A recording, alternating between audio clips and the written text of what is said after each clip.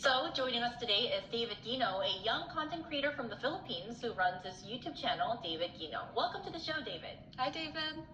Hello, annyeonghaseyo, mabuhay from the Philippines. Thank you so much for inviting me. Thank you so much for joining us. How was your experience with Hanggang Ramyeon and what particularly stood out for you? It was a real-life K-drama moment. I could definitely see why you're a successful YouTuber because you paint such a picture with words.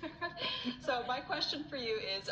The Banpo Hanggang part. The fountain was just so stunning. So yeah, those are my 3 tips for those who want to experience the Han River for the first time with Ramyeon. Thank you so much for your time today. We really appreciate your insights. Kamsahamnida. Oh my God, guys. Kageges ko lang. We did it.